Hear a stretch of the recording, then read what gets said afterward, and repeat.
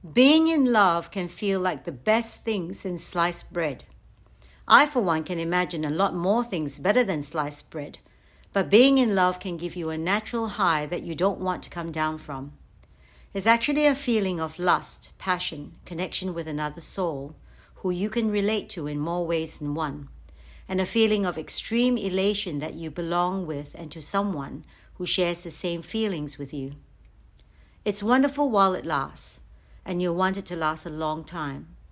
You might have this feeling lasting a little while, but whatever this insanity of being in love is, it's the greatest feeling of all. And if you've ever been in love, your partner is all you can think about, dream about, and breathe in. So what happens when love goes wrong? What if the knight in shining armor or the princess of your dreams start to disappoint you in more ways than one? What happens then? Obviously, you will try to reconnect or ponder about what has happened and how it all went wrong and when it did go wrong. And any normal person will try to talk to their partner and try to correct what went wrong. And some may even go to great lengths to try to recover what you had to get back, that feeling. But something has changed, and depending on you and your personality, more so if you're listening to this, chances are that you will continue to live in disharmony thinking that it will get better soon, or rather hoping it will. You would more than likely end up sacrificing a lot of time and effort to saving the relationship, even though deep down inside you know it's inevitably coming to an end. And whether you fear that it will come through a natural death, or you may discover that your partner is cheating on you, or that they might call it off when you are not ready to, the results remain the same. Love has gone wrong, and now you need to deal with it. The nostalgia occurs within. The things and experiences that you both shared lingers in your mind, and you don't know how to regain what you've lost, but are now perhaps willing to sacrifice and compromise even what you loathe. But just to have this person back in your life is a sacrifice worth doing, in your opinion. You may both come back together, but as the ABBA song states, the winner takes it all. It'll be probably you who will end up promising the world to your partner to change every bit of you to please them. However, by doing this, you have just moved into the lion's den, playing a dangerous game of love on their terms. It's easier when it's still short term, but when it has become a long relationship or marriage, it will have a tremendous effect on a soul level, to the level of obsession that you need to have this person in your life despite the pain that you are inflicted and conflicted with. You just don't want to be alone and refuse to accept that this person who you so desperately want does not love you in the same way. But you begin to get by just being happy, taking crumbs that they occasionally throw your way to keep you content. Your friends are beginning to tell you things you don't want to hear about your partner and your relationship. So you begin to discard them and isolate yourself because you think you know your partner better, and there is a good side that they don't see. So you argue with them that they don't know any better. Your friends and family start seeing changes in you, not for the better, but you insist that they don't understand your relationship. Soon, you are just going on a solo journey, trying not only to justify your relationship to them, but also to yourself, and that you know what you are doing. By any chance, have I just summed up the state of your relationship and how you are feeling? If so, how do you think I know?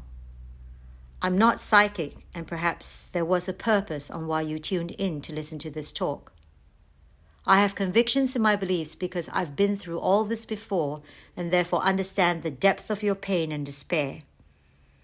However, whilst I said I understand, I'm not going to let you off the hook either.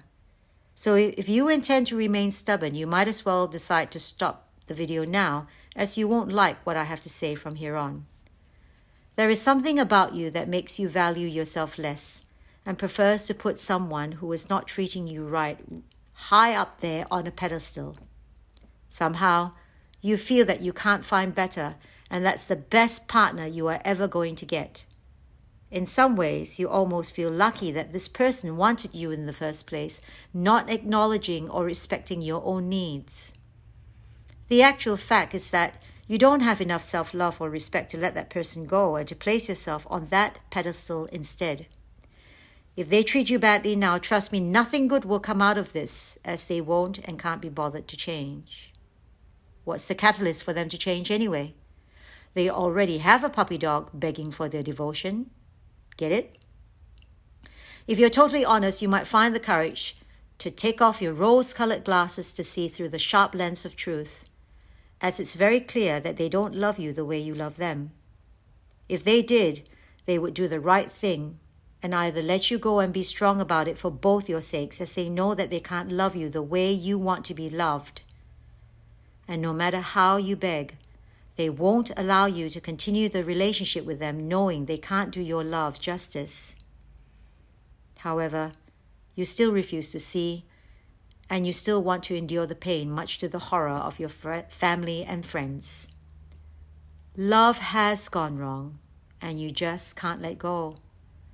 I just want to say, if you are in this scenario, it states more hidden truths about you than about your partner.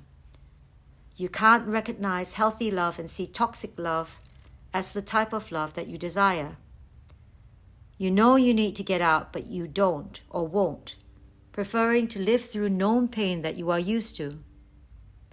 Chances are is that you've never truly witnessed what real love that is healthy, respectful, and non-toxic is, and something in your psyche is almost comfortable in that kind of love-hate relationship that you currently have.